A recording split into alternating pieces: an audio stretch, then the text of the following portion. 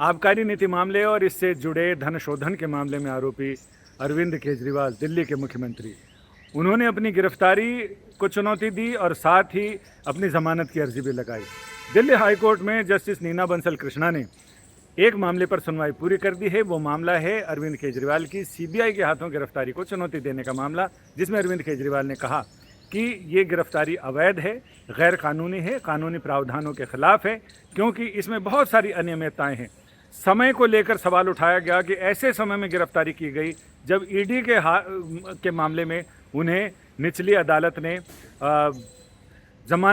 अंतरिम जमानत दे दी थी और उस समय वो रिहा होने वाले थे, लेकिन उस समय उनको सीबीआई ने गिरफ्तार किया। साथ ही उन्होंने ये भी कहा कि जब मामला 2022 से लंबित है तो सीबीआई ने इसी समय गिरफ्तार क्यों किया। इसके साथ ही सीबीआई की नीयत पर सवाल उठाए गए और ये कहा गया कि इस मामले में बाकी लोगों को जमानत मिल गई है, कई लोगों को गिरफ्तार नहीं किया गया। तो जस्टिस बंसल के आगे डॉक्टर अभिषेक मनु सिंघवी, जिन्होंने अरविंद केजरीवाल की पैरवी की, उन्होंने बहुत सारी दलीलें रखी और सुबह 11 बजे से लेकर 1 बजे तक लगभग अरविंद केजरीवाल की तरफ से दलीलें चलती रहीं और फिर सीबीआई ने अपनी दलीलें मुख्य रूप से भोजनावकाश के बाद रखी। सीबीआई का कहना था कि ये आरोप बिल्कुल गलत है कि अरविंद केजरीवाल को ऐसे समय में गिरफ्तार किया गया जब देखकर और बुरी नीयत के साथ गिरफ्तार किया गया। उनका ये कहना था कि उन्हें जब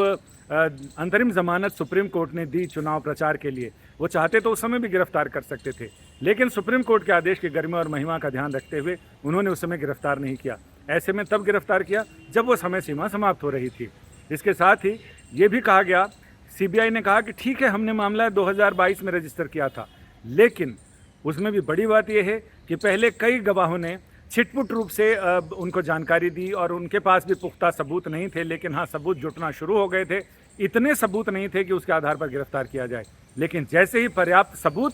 पर्याप्त बयान उनके पास आ गए, उन्होंने अरविंद केजरीवाल को गिरफ्तार करने का फैसला किया। ये भी कहा कि ये अवश्य आईओ को ये पावर होती है, लेकिन आईओ अकेला इस पावर का इस्तेमाल नहीं करता है, वो अपने अन्य अधिकारियों के साथ बातचीत करता है। और इसके साथ ही ये भी कहा गया, अरविंद जिस समय सुनवाई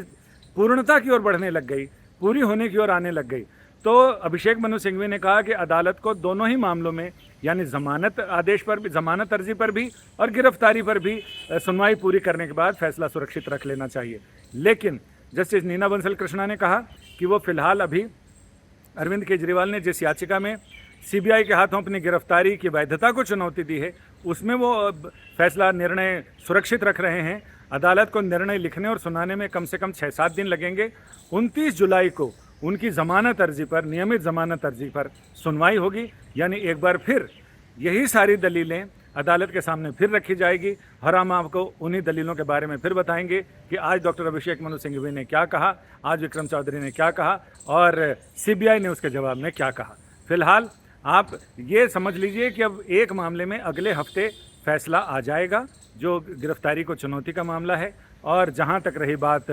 जमानत की, जमानत अर्जी पर 29 जुलाई से सुनवाई होगी। कैमरामैन के साथ संजय शर्मा, दिल्ली आज तक।